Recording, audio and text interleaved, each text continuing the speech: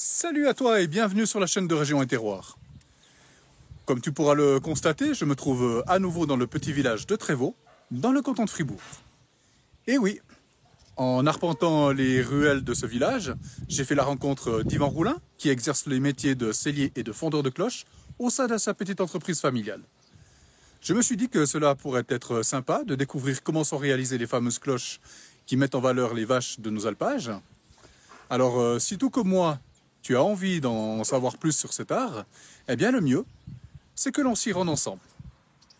Alors, c'est parti, suis-moi.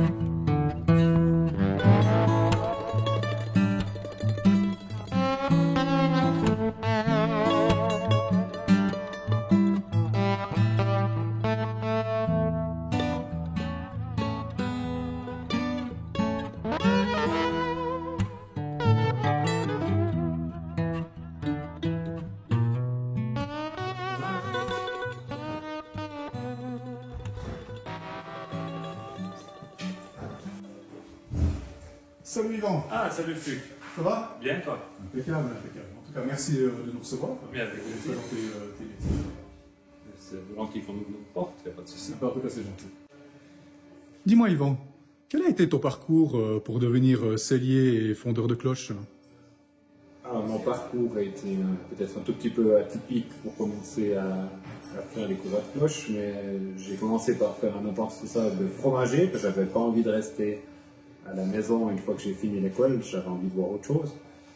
Et puis après, petit à petit, je suis revenu et j'ai commencé par la sellerie en faisant les courroies de cloche, et puis par la suite, je me suis adapté à la fonderie, et puis j'ai fait plusieurs années la fonderie et les cloches pour être aujourd'hui à la tête d'une petite entreprise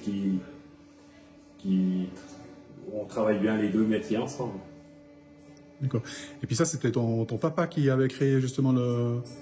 Alors, mon papa était aussi fait un parcours un peu spécial, il était cordonnier, et puis il a commencé par faire une première courroie pour son beau-frère qui avait 40 ans, puis ça s'est dit, il en a fait une deuxième, troisième, et puis le manque de la chaussure était compliqué, donc tout d'un coup ils ont fait le comptoir de Fribourg, et ils se sont lancés à faire toutes des cloches. À un moment, on l'avait rejoint entre deux, et puis après petit à petit un cousin, et puis après un premier apprenti, et puis aujourd'hui on est bientôt une dizaine. C'est une jolie petite entreprise.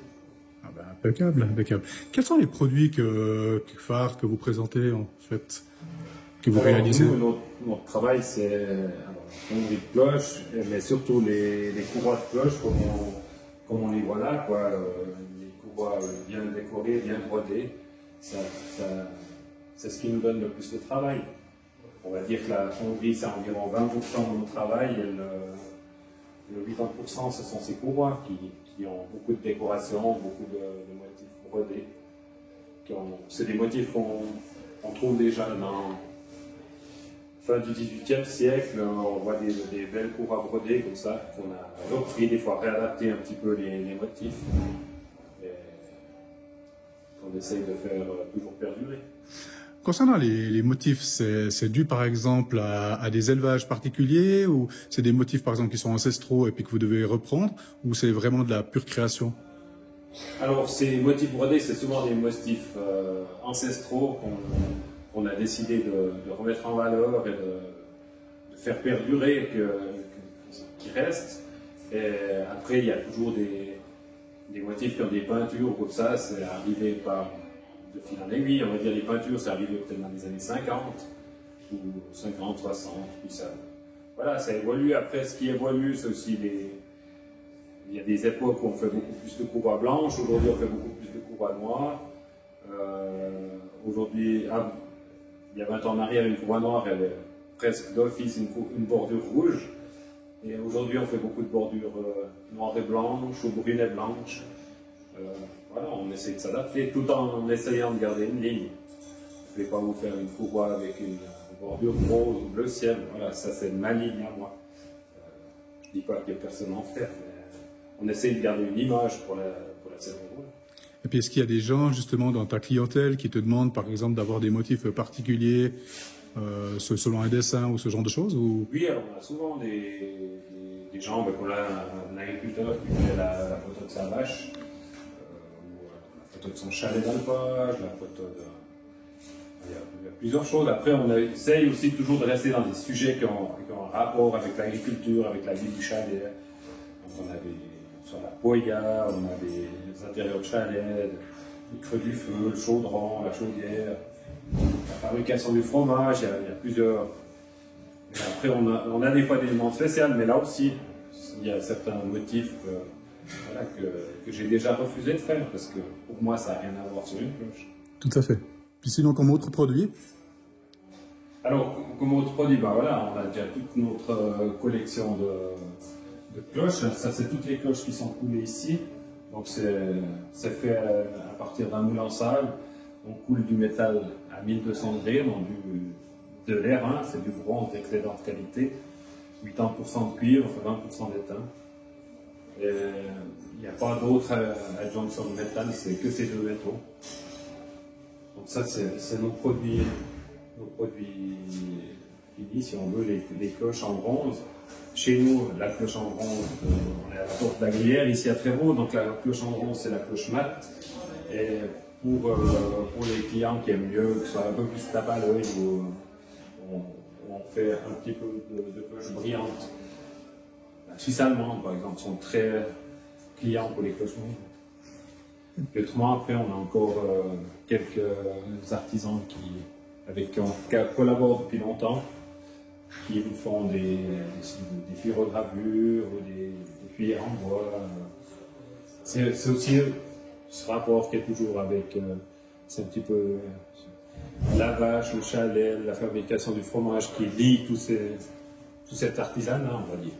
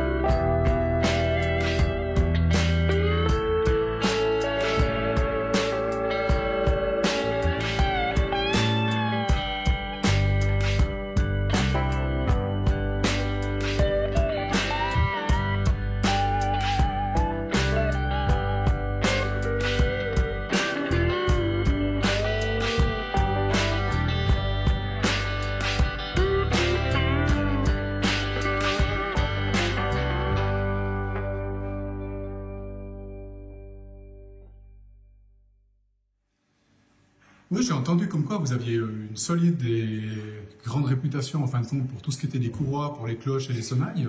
Qu'est-ce que tu peux nous en dire?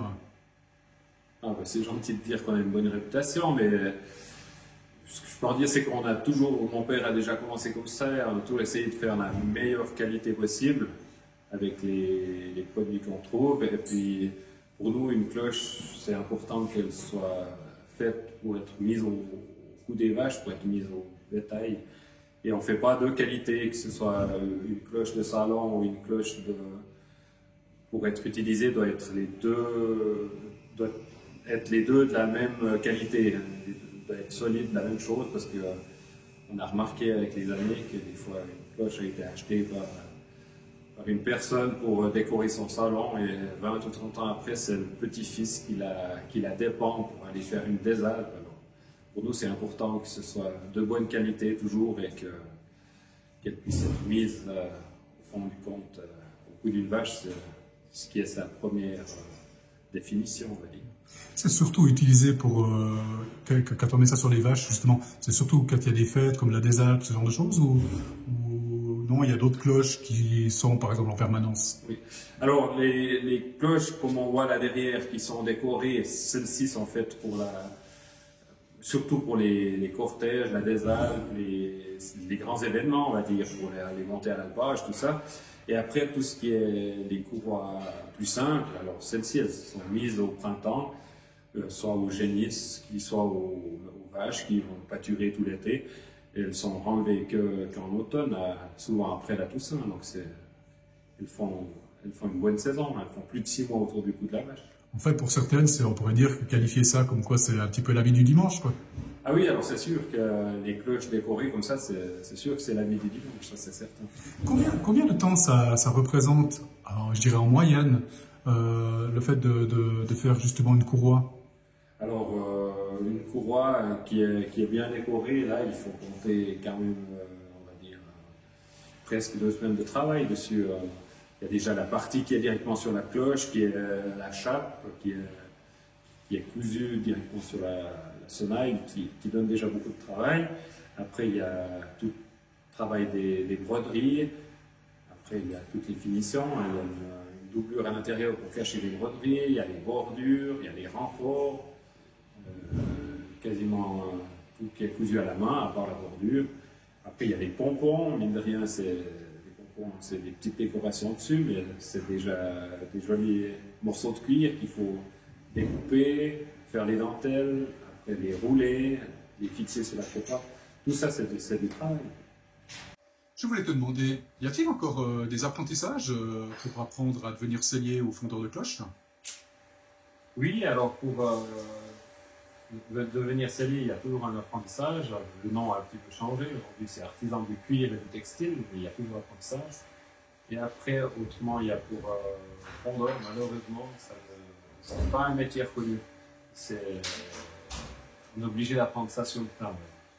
Mais tous les deux s'apprennent, et puis on peut faire un apprentissage de sellier.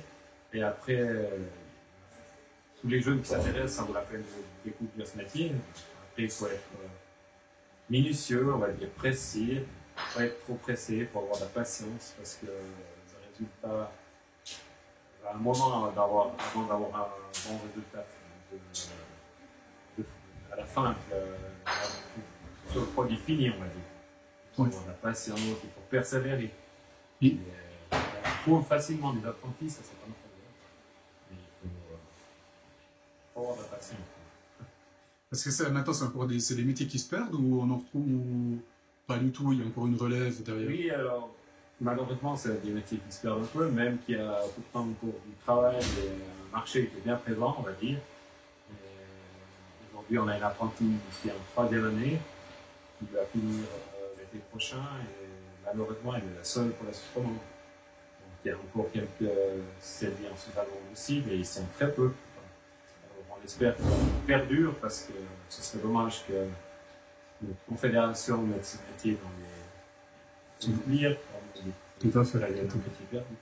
Si Si tu devais donner un conseil à une personne qui est un jeune, qui aimerait emprunter cette voie professionnelle, quels sont les conseils que tu pourrais lui donner? Alors, il faut approcher un sellier, il faut qu'il aille faire un stage et qu'il découvre ce métier, que ça vaut la peine. Après, aujourd'hui, tous les jeunes font bientôt trois apprentissages, donc c'est un métier qui vaut la peine de découvrir. Et puis, aujourd'hui, il y a du boulot, il ne faut pas avoir peur. Enfin, dans l'artisanat, il y a encore du boulot. Ça fait plaisir d'entendre. Quelles sont les étapes pour réaliser justement le côté de la cloche? Alors, pour faire une cloche, pour commencer, il faut des formes qui vont laisser avoir l'empreinte dans le sable. Après, on prend un châssis où on va faire le moule extérieur commencer, après le moule intérieur. Après, on va séparer les deux châssis, les deux moules pour sortir la forme qui a laissé son empreinte. Après, on va faire tout ce qui est décoration, le marquage, les motifs, les inscriptions, tout ça dans la cloche. Après, on va remboîter les deux parties du moule. Et puis, une fois qu'on est prêt avec tous les moules, on va couler avec notre métal à 1200 degrés. Après, on va démouler, puis brosser les cloches, faire les inscriptions brillantes. On va enlever toutes les bavures de métal. Après, une certaine partie viendront brillantes, donc on va les tourner encore, noircir la chape, et puis la cloche sera prête pour rejoindre la cour. Au niveau des empreintes, c'est des empreintes, vous en avez une bonne quantité en fait. Puis c'est fait comment une empreinte? Alors, les empreintes, on a déjà 4 grandeurs de lettres pour les alphabets.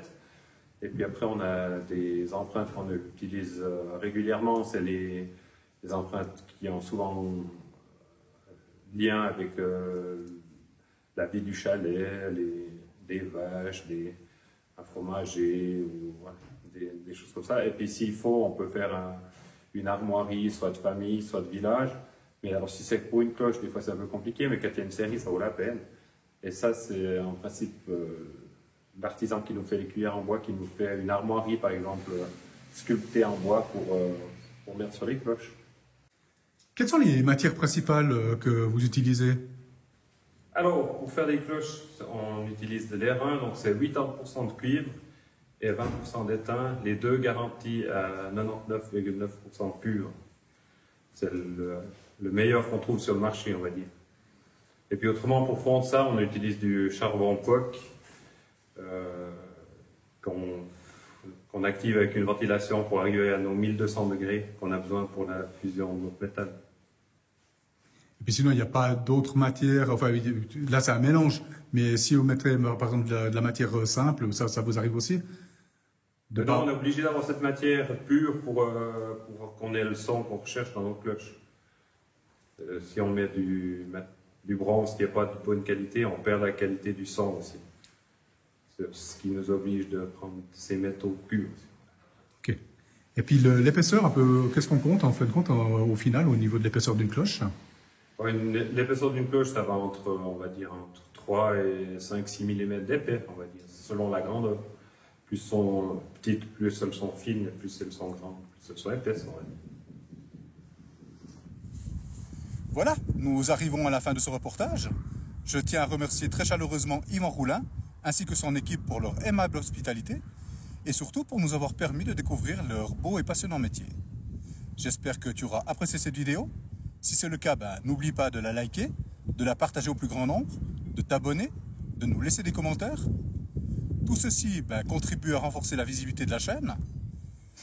Par ailleurs, je te rappelle que tu peux te rendre sur notre site internet www.regionetterroir.com. Tu y trouveras d'autres informations complémentaires concernant les vidéos réalisées. Je t'invite également à me faire part de tes suggestions ou de me soumettre un artisan que tu connais et qui vaudrait la peine d'être mis en avant par le biais d'un reportage vidéo. Pour cela, tu peux m'écrire à info@regionetterroir.com. De plus, ça pourrait être l'occasion de nous rencontrer.